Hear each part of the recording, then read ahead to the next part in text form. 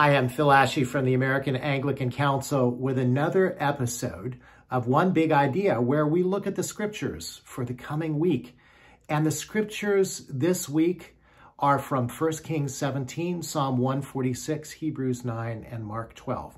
But I want to draw your attention to 1 Kings 17 and Mark chapter 12. They are stories of widows. These are the poor, the least in society.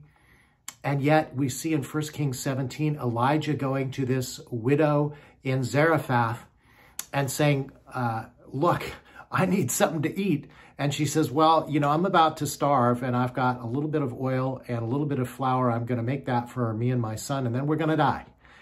And Elijah says, no, look, you put aside that oil and that flour, make a cake for me, and I promise you that oil will not run out and that flour will not exhaust itself until the heavens are opened and we have rain again. And sure enough, that's exactly what happens. And then Jesus, in Mark chapter 12, at verses 38 through 44, there he is in the temple. He's just been disputing with religious leaders who are nitpicking at him, resisting him, troubling him, challenging him, holding things back, disputing about what belongs to them, what belongs to God.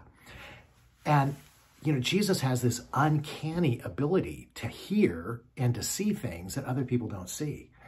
Just like he saw Bartimaeus and heard Bartimaeus crying by the side of the road, or felt that wonderful tug on the hem of his garment in the middle of a 911 crowd in the call from a woman who is suffering from internal bleeding. And there in the midst of the din and the, great expressions of generosity from rich people, he hears the tiny clink of two lepton, two thin copper coins worth about 1/16 of a penny in today's market, from a little widow who's concerned not about impressing others, but about impressing God. And Jesus says, that's it. That's the living parable, disciples, I want you to see. And this is what he says in the gospel. He says of the religious leaders, they devour widows' houses and for a show make lengthy prayers. But calling his disciples, Jesus said to him, look at this widow who's just given of all that she has. Calling his disciples, Jesus said, truly I tell you, this poor widow has put more into the treasury than all the others. They all gave out of their wealth, but she, out of her poverty, put in everything, all she had to live on. And so what is the one big idea here? Well, the one big idea is that followers of Jesus Christ hold back nothing. Followers of Jesus Christ hold back nothing. We give everything that we have. And we might even say that's the heart of trusting God, isn't it? The heart of saving faith is it's holding back nothing from Jesus and giving all of ourselves. So how does that apply to us in the church and in the culture? Well, in the church, here's a big challenge in our discipleship. Are we actually teaching people to hold back nothing in their lives?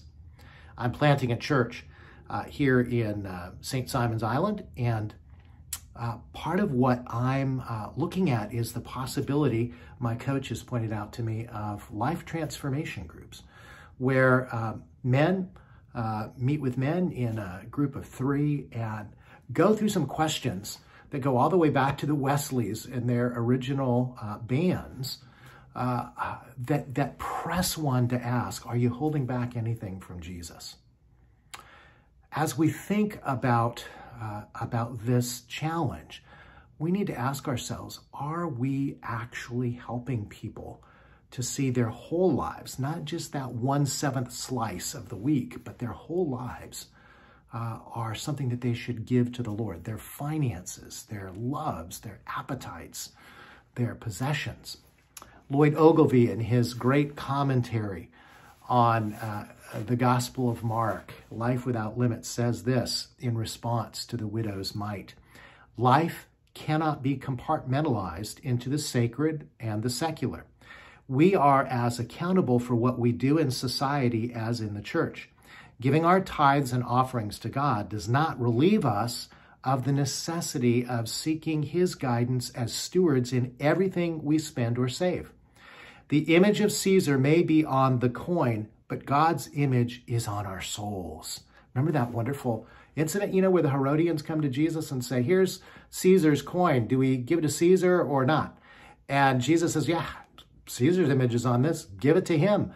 But you see, are made in the image of God. So render unto Caesar what is Caesar and render to God what is God's. And that's your whole life. We belong to him. Ogilvy says, the extravagance of true love begins there. Now, how does this apply then to the culture? Well, certainly, as Ogilvy says, we don't compartmentalize between secular and sacred.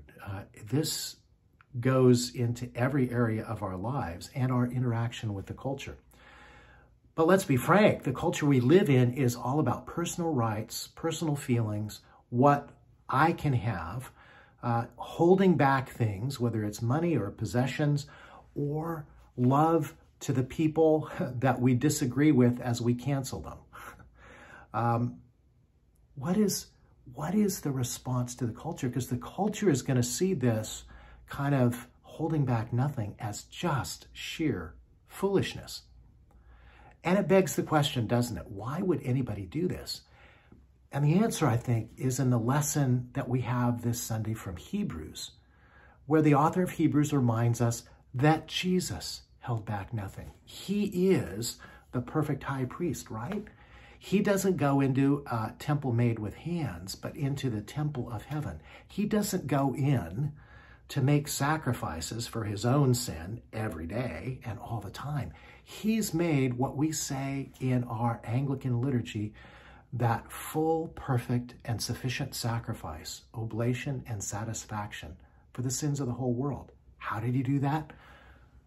By holding nothing back, by offering his whole life as a sacrifice on the cross for your sin, my sin, the whole world's sin, past, present, and future. That's why it's a perfect sacrifice. That's why he's the perfect high priest, because he held back nothing. And because he held back nothing, neither do we. Our response is to give as the widow did in both stories, but especially in the gospel, with humble gratitude and thanksgiving for all God has done, to give everything we have, all of ourselves, holding nothing back. That's what it means to be a follower of Jesus. And that's the one big idea for this week. So have a blessed weekend. Give yourselves fully to Jesus. Hold back nothing. And live into that great adventure of learning day by day how you can give more of yourself to him. God bless you, and we'll see you next week for another episode of One Big Idea.